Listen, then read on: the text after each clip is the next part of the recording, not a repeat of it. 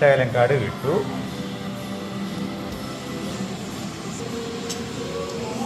കടുക് പൊട്ടി വന്നപ്പോൾ ശകലം ഉലുവായി, പിന്നെ ശകലം ഇഞ്ചി, പച്ചമുളക്, വെളുത്തുള്ളി, ഇഞ്ചിയും വെളുത്തുള്ളിയും കൂടി ഇട്ടു.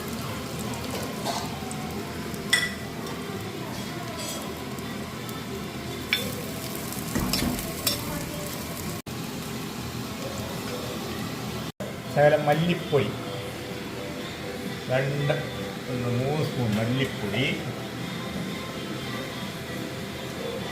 പിന്നെ മുളക് പൊടി, അതായത് കാശ്മീരി ചില്ലി, സാധാ മുളക് പൊടിയും കൂടെ മിക്സ് ചെയ്ത് വെച്ചേക്കുന്ന മുളക് പൊടി, അതും ഒരു 3 സ്പൂണ്. പിന്നെ ഇച്ചിരി മഞ്ഞപ്പൊടി. ഇതിനെ ഒന്ന് വഴറ്റിയെടുക്കും. അതായത് തക്കാളി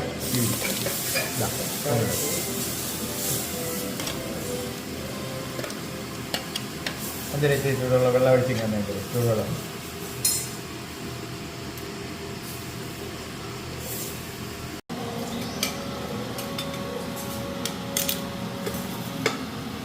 ഇതിനകത്ത് കുറച്ച് പുളി വെള്ളം ഒഴിക്കണം.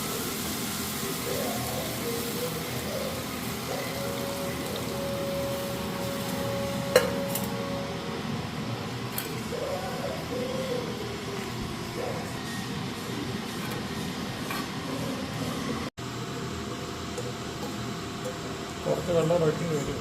പിന്നെ വെള്ളത്തിന് ഒഴിക്കേണ്ടി വരും. ഇതിനകത്ത് മീനകത്തുനിന്നൊരു വെള്ളം ഇറങ്ങണം.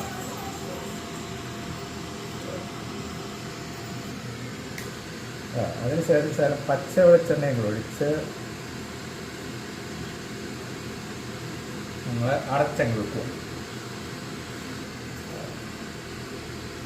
ഇത്രയും വെച്ചതിന് ശേഷം ഒരു അടപ്പ് ഇട്ട് നമുക്ക് പതുക്കെ അടച്ചങ്ങോട്ട് വെക്കാം. പതുക്കെ ചെറുതായിട്ട് തിളച്ച് വരും.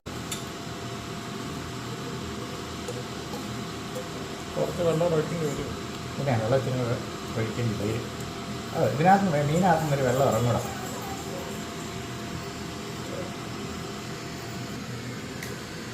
അതിനുശേഷം പച്ച വെളിച്ചെണ്ണയും കൂടെ ഒഴിച്ച് അങ്ങനെ നമ്മുടെ മീൻകറി ആയിരിക്കുകയാണ്. ഇനി വല്ല അപ്പോ ഇടിയപ്പോ എല്ലാം ചേർത്ത് ഒന്ന് കാച്ചണം.